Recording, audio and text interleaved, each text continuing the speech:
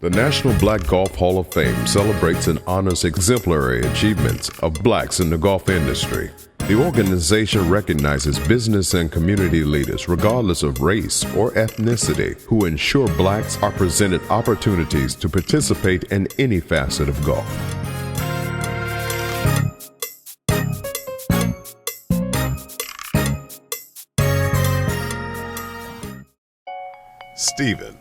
Steve F. Mona became the World Golf Foundation's Chief Executive Officer in 2008 and has established a strong record of service to the golf industry.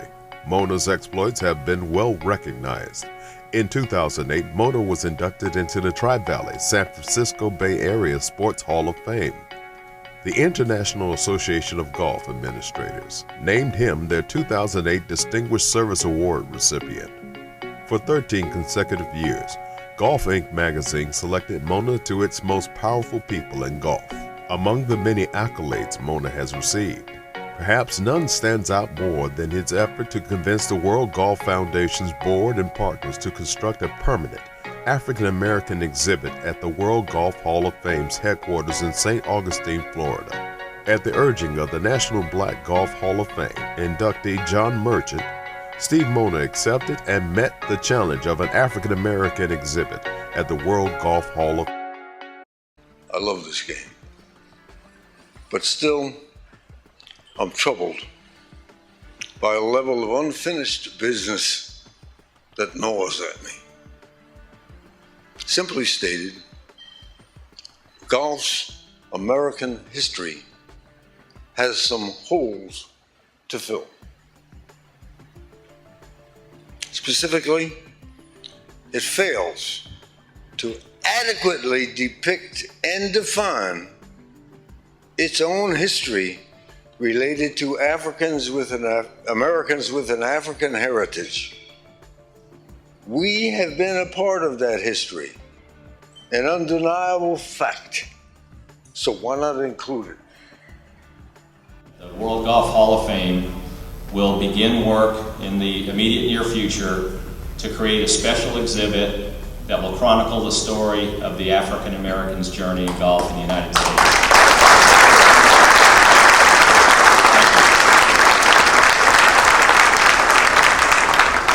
The World Golf Hall of Fame COO Jack Peter is here this evening, is going to spearhead a committee that is going to develop the direction of this special exhibit. There's a lot of details to be worked out. I'm not here tonight to speak to those, but what I am here to say is that the story of the African Americans' journey in golf in the United States will be told in the World Golf Hall of Fame.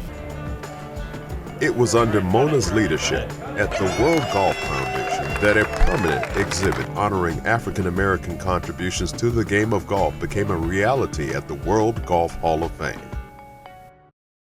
It is an honor to say a few words about our next inductee. He is a very humble guy, so he would never tell you the things I'm about to say. A man of few words who never seeks praise. In fact, he gets embarrassed when others talk about his good deeds. But I think today's induction ceremony is the right time to do so. I give this individual full credit for taking our conversations about diversity and inclusion and turning them into a full-blown movement that now has spread throughout the entire golf industry. How so, you say? Well, let me just mention a few ways and strategies that he used. I don't know if it was inadvertent or just a testament to his leadership, but it has turned it into a full-blown movement. Go back over a couple of decades ago when he volunteered for the board of directors for the National Minority Golf Foundation.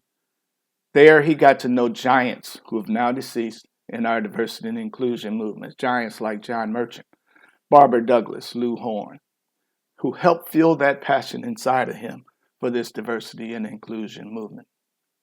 When he was CEO at the Golf Course Superintendents, he started probably golf's first diversity task force to not just dabble and put a toe in the water to talk about diversity and inclusion, but to actually take action. In 2008, when he transitioned to the World Golf Foundation, a bigger platform he was now president and CEO of, that's where I met him, he did the same thing. In fact, he hired golf's first director of diversity as a full-time position. He formed a similar task force, and this time he brought together golf industry leaders and Black and Brown community-based program leaders, put them in the same room under the same roof to have conversations about diversity and inclusion, and the movement began to grow. He made sure that delegates from this diversity task force were represented at some of golf's highest places, golf workshops, trade shows, PGA show, things of that nature, and slowly our voices began to be heard. He took a challenge from John Merchant to create something permanent at the World Golf Hall of Fame, and he raised the dollars and the interest to create the Honoring the Legacy, a tribute to African Americans in golf, a beautiful exhibit and storytelling that is a permanent exhibit at the World Golf Hall of Fame.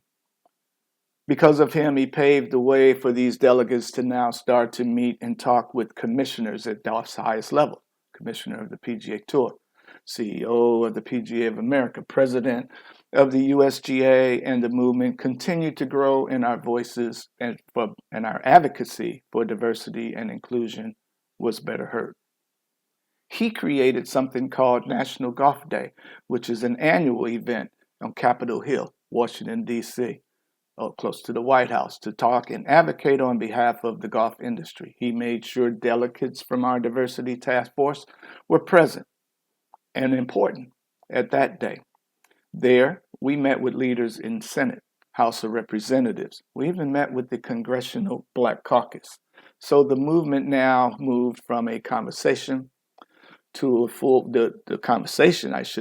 moved from a conversation to a full-blown movement. Awareness of our cause at golf's highest level, all because of him. Awareness of our cause for diversity and inclusion at the highest level of American government, all because of him.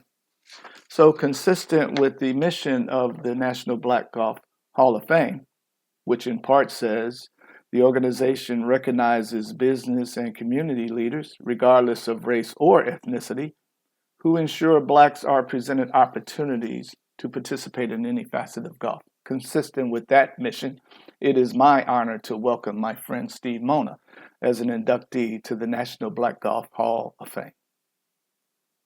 The National Black Golf Hall of Fame is honored to welcome Stephen F. Mona to its class of 2021.